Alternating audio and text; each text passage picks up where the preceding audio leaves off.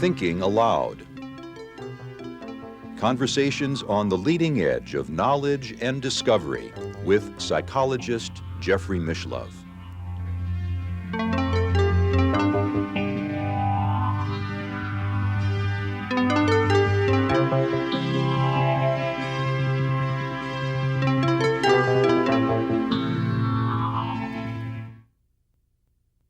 Hello and welcome. I'm Jeffrey Mishlove.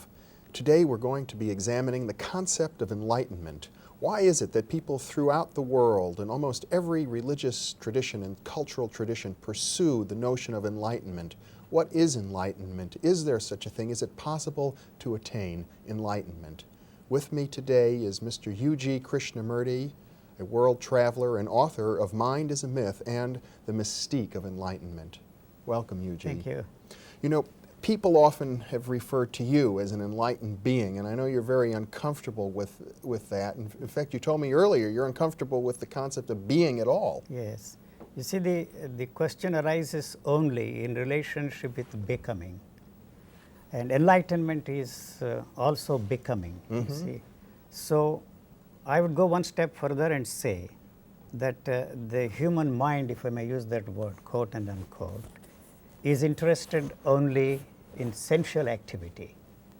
You know, the living organism or the human body, or whatever you want to call it, is only responding to the stimuli.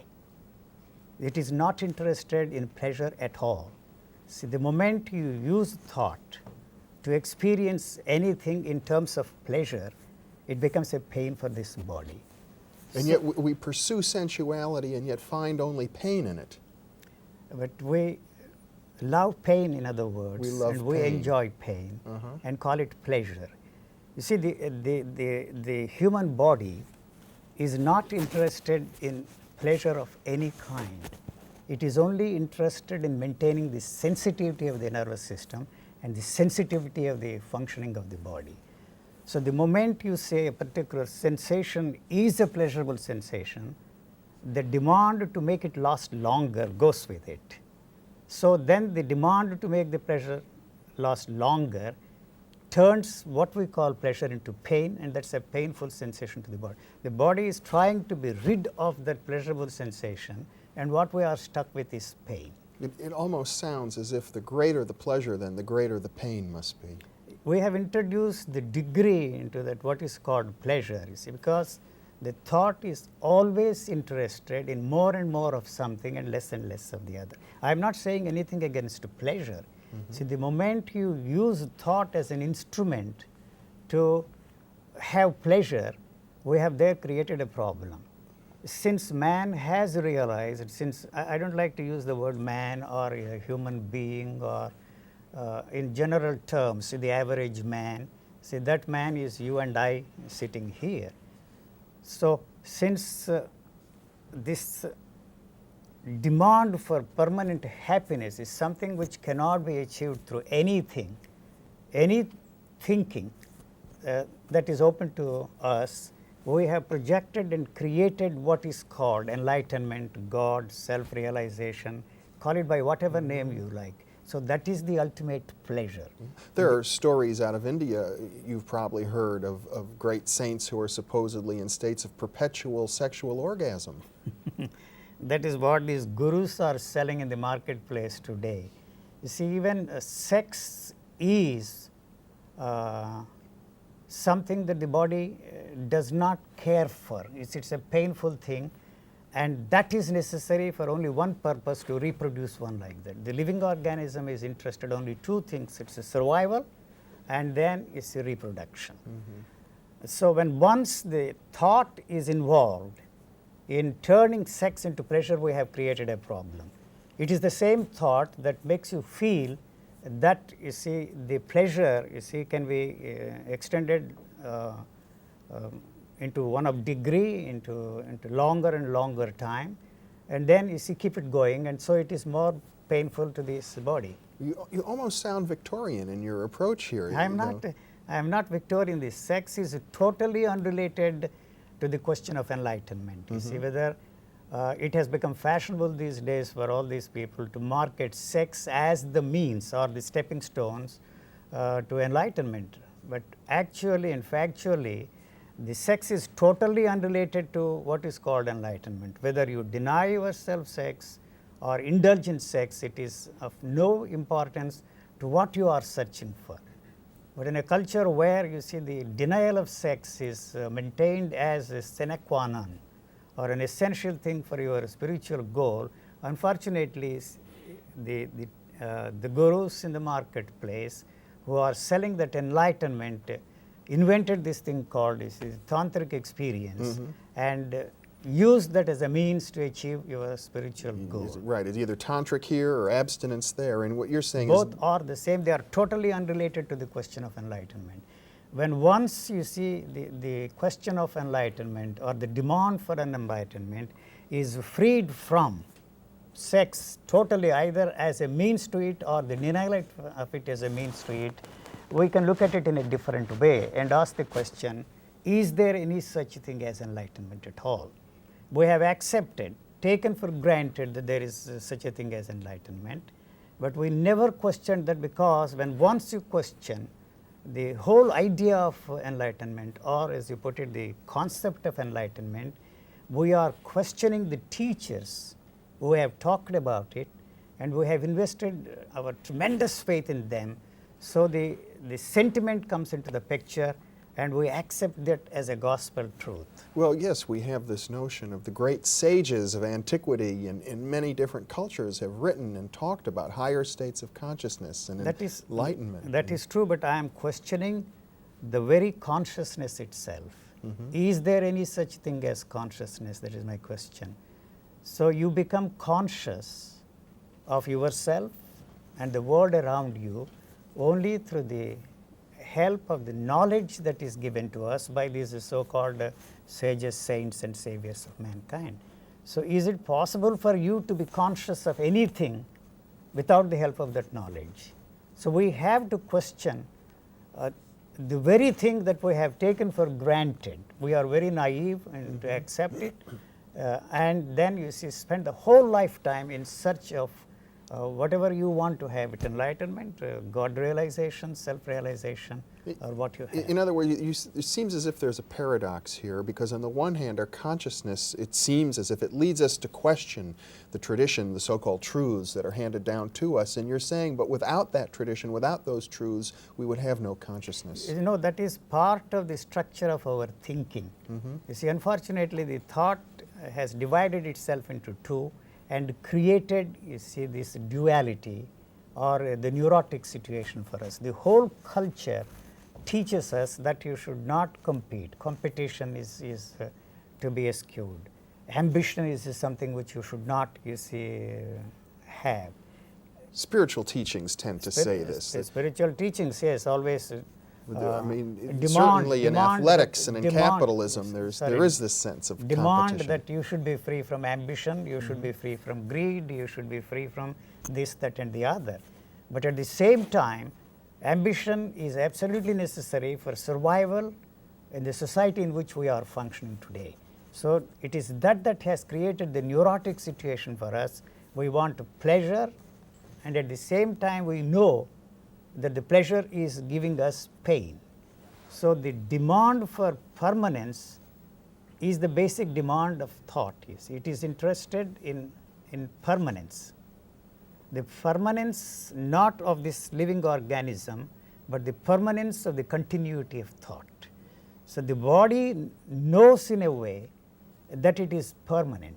You see, not in the sense in which we know that this is permanent, that is not permanent, but that knowledge is of a peculiar kind that it knows it is permanent.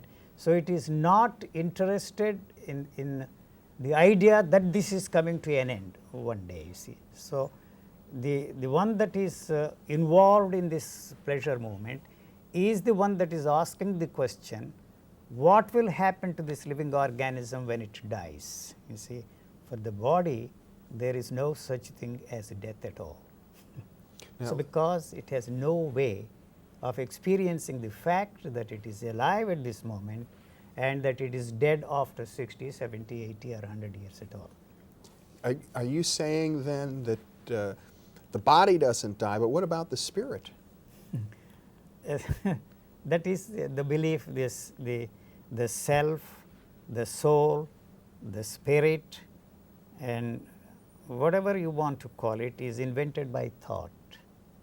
And it is that thought that is responsible for experiencing this, what we call thought, because what you call self, spirit, or soul, or whatever you want to call. I don't want to indulge in the frivolity of the root meaning of the words. You see, the Latin word, spirit is a Latin word. They have to do with breathing, generally. It means breathing. So you have observed, you see, a certain individual stop breathing, and that condition you described it as death.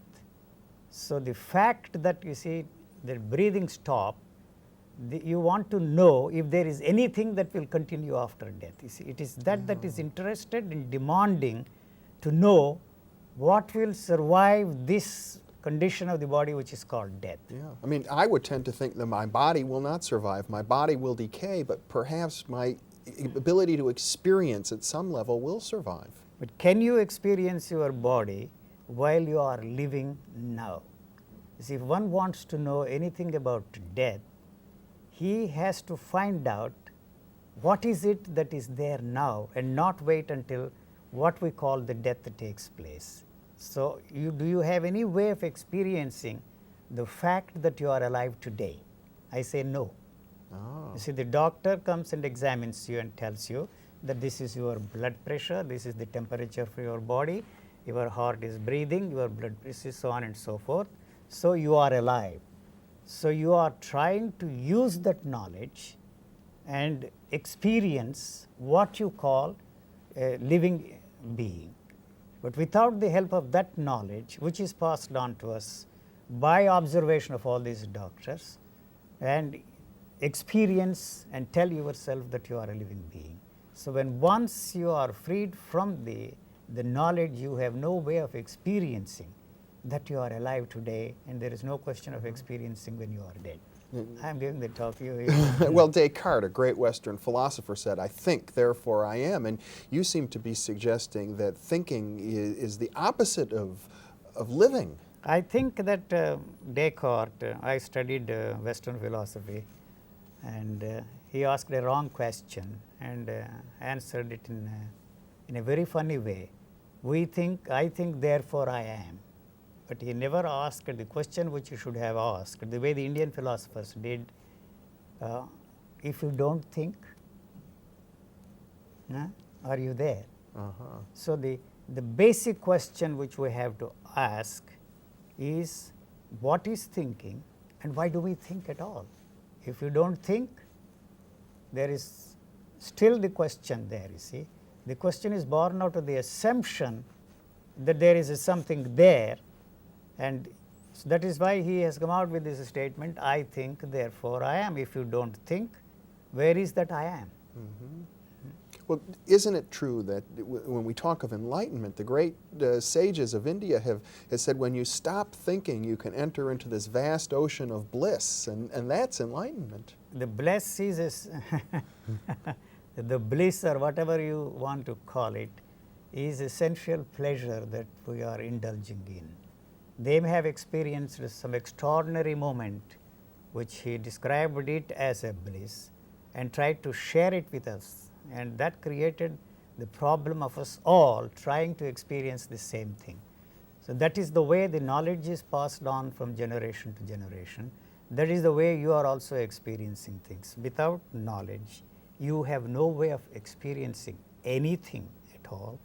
And when once you experience, that experience strengthens and fortifies the knowledge. So, this vicious circle goes on and on and on and on, and that structure has no way of breaking through that, you see, vicious circle. So, we accept that knowledge is necessary for us to experience, and the experience strengthens the knowledge. So, do we really want, you see, to find out or demand the way out of it, you see? Yes. How is there a way out? There is no way out. because the question is posed by the thought, and by asking this question, the thought knows that it has no answer. So, that is the only way it can maintain its continuity. You see, the thought has invented time, the thought has invented what is called space. You see, without the help of the knowledge we have of space and the knowledge we have of time, there is no time, there is no space. The scientists may talk and say anything they like, but they are also saying that there is no such thing as a time, there is no such thing as a space, there is no such thing as matter, but what is called space-time continuum. Is there a space? I question that. Is there a time? The moment the thought is born, the time is there.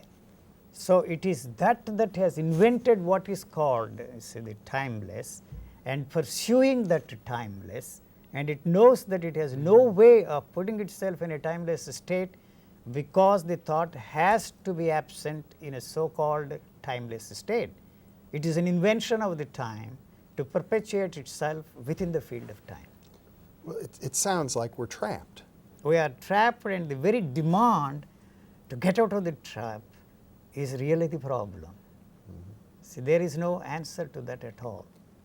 Well, are you suggesting then that in the history of humankind there have never been enlightened persons? No, I am not for a moment saying that there is no such thing as an enlightened being. We have plenty of them, you see.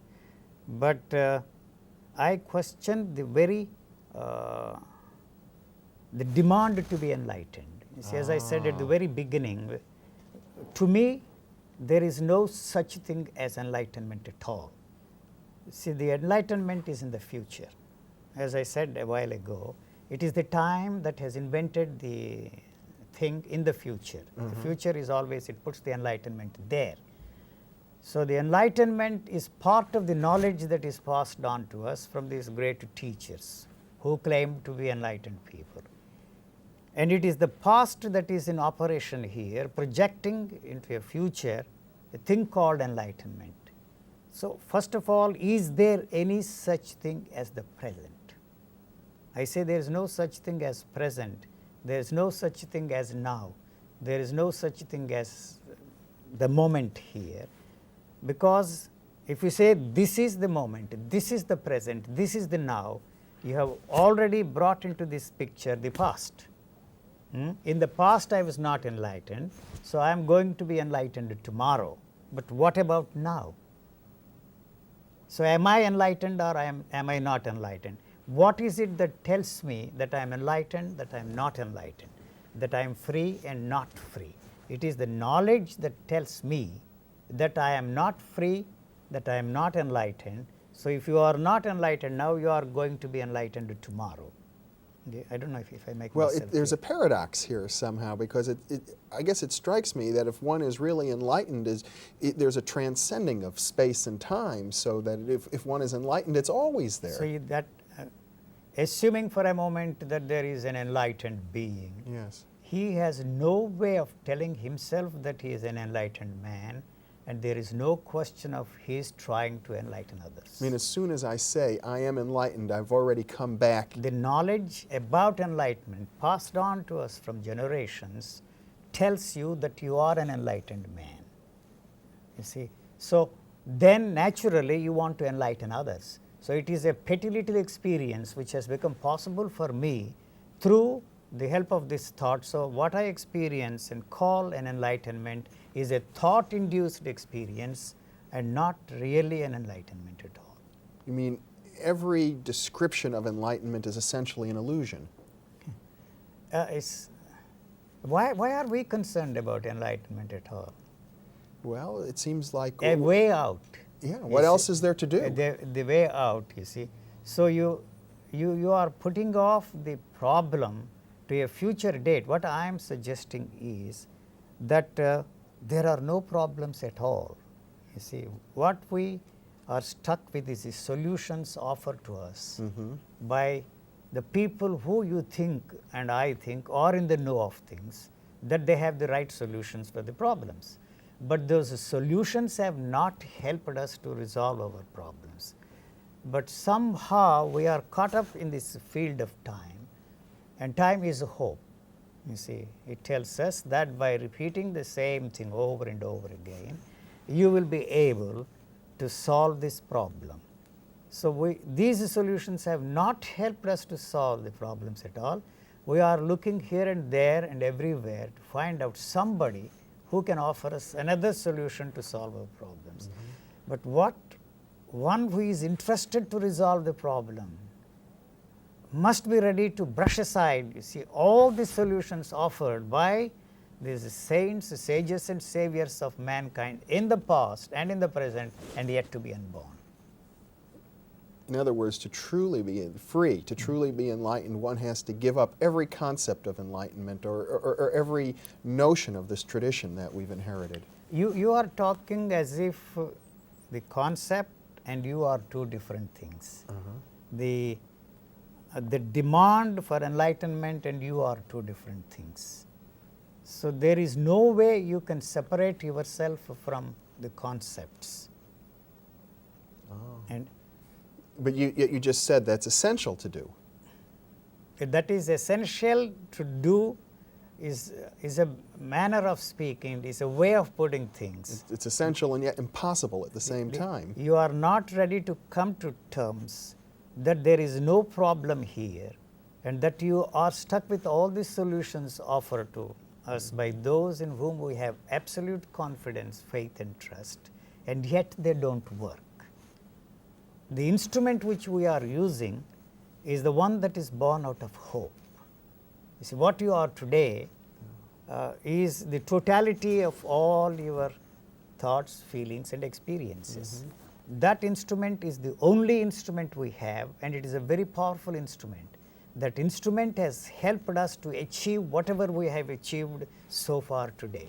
So, we are not ready to discard that instrument, and at the same time we know that understanding through the help of that instrument has not helped us to resolve our problems at all. And yet we have not given up our confidence, tremendous faith in the instrument which we have been using to achieve our results. So, that is really the crux of the problem.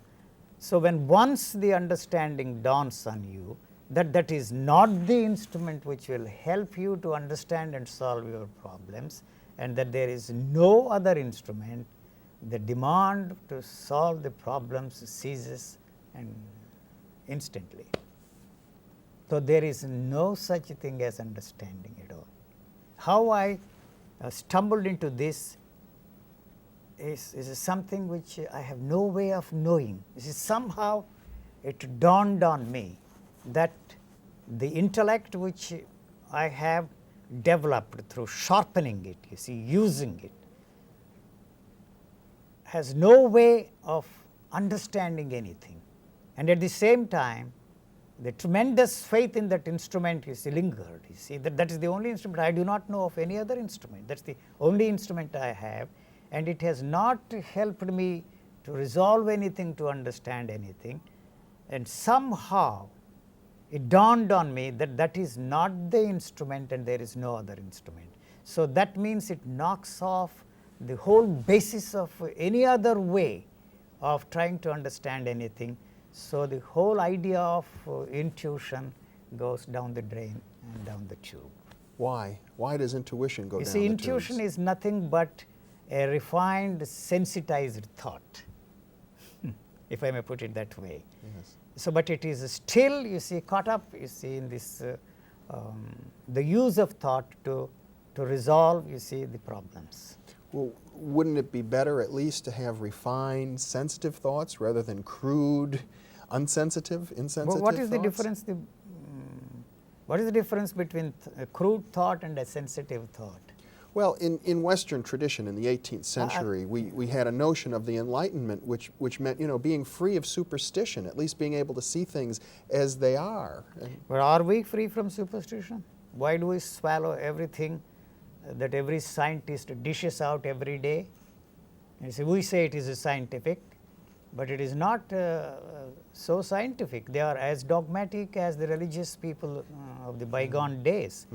But because what science has given us, the technology, we invest tremendous faith, you see, in the scientists. Every 4 years, you see, their theories are changing.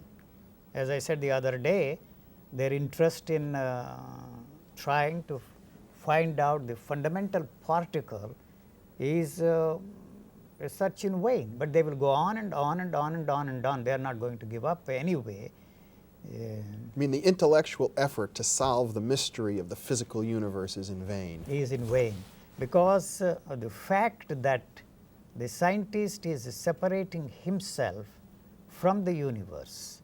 It is a single unit, you see. The nature and man are not two different things. As I said before, a while ago or last time, that somewhere along, you see, the evolutionary process, this self-consciousness occurred in the human species, you see.